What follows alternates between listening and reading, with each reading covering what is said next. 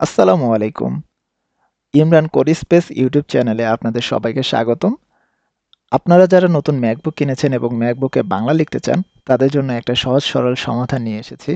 আ আপনি চাইলে ম্যাকবুকেও অভ্র keyboard use করতে পারেন। কিন্তু আজকে আমরা অভ্র কিবোর্ড কিভাবে ইউজ করে সেটা দেখব না। অ্যাপেলের একটা বিল্ট ইন কিবোর্ড আছে। আমরা আজকে সেটা একটু এক্সপ্লোর করে দেখব। সো তার জন্য আপনাদের যেটা করতে হবে, আপনাদের সার্চ অপশনে গিয়ে কিবোর্ড লিখে সার্চ দিন। কিবোর্ড লিখে সার্চ দিলে কিবোর্ড একটা অপশন চলে আসবে। এখানে যাবেন, ডাবল ক্লিক করলে কিবোর্ড এটা আসবে। সো এটা যখন ওপেন হবে তখন দেখবেন কিবোর্ডের ভিতরে একটা অপশন থাকবে টেক্সট ইনপুট। এখানে আমার আপাতত শুধুমাত্র জার্মান, আমি যেহেতু জার্মান লেআউট ইউজ করি, সো আমার জার্মান দেখাচ্ছে। আপনার হয়তো একটু ডিফারেন্ট হতে পারে, ইউএস হতে পারে, বা অন্য কোনো ইনপুট সোর্স যদি আপনি ইউজ করে থাকেন সেটা। সো এখানে গিয়ে আপনি এডিট অপশনে যাবেন।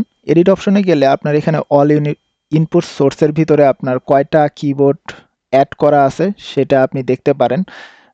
সো আপনি যদি এখানে কোনোটা বাদ দিতে চান তাহলে সেখানে প্লাস অথবা মাইনাস একটা অপশন আছে।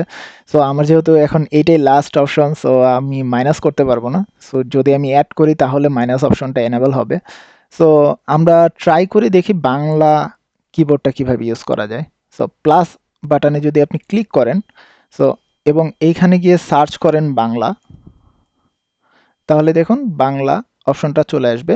এখানে ক্লিক করলে এখানে বাংলা ৩টা অপশন আছে। সো আপনি এইটাতে ক্লিক করবেন। এটাতে ক্লিক করলে আপনি যেভাবে অভ্রতে ইউজ করেন এফিশিয়েন্টলি, আ অলমোস্ট সিমিলার ভাবে আপনি এই কিবোর্ডটা ইউজ করতে পারবেন। সো এটা ক্লিক করে যদি আপনি অ্যাড করে দেন, দ্যাটস ইট। আপনার এইখানে আ এ তে যদি ক্লিক করেন দেখুন আমার বাংলা চলে আসছে। সো আমরা একটু টেস্ট করে দেখি যে আমাদের এটা কিভাবে কাজ করে। সো এখন তো জার্মান কিবোর্ড আছে, আমি বাংলাটা সিলেক্ট করে নিলাম।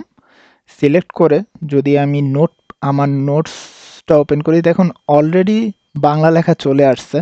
সো যদি আমি এখানে নোটসে ক্লিক করি, সাপোজ আমি লিখলাম আ আমার, সো আমার আমি বাংলিশভাবে লিখলাম।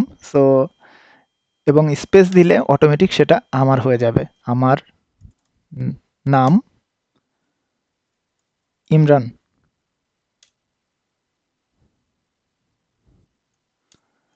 আমার দেশ বাংলাদেশ। ইয়া আমার কাছে এইটা আসলে অভ্র থেকে বেটার মনে হয়েছে। কারণ অভ্রতে একটা কর্নারে লেখাটা আসে, ডাবিং করে আসে। সেটা আসলে আমার কাছে খুব বেশি ভালো লাগে না। তার থেকে এই অপশনটা আমার কাছে বেটার মনে হয়েছে। সো কমেন্ট করে জানাবেন এই অপশনটা আপনাদের জন্য কেমন লাগে, নাকি আপনারা অভ্র কি প্রিফার করেন। সো আমি অভ্রর সাথে আসলে কোনো কম্পারিজন করছি না। অভ্র এতদিন আমি প্রায় ১০ বছর ১৫ বছর ধরে অভ্র ইউজ করতেছি।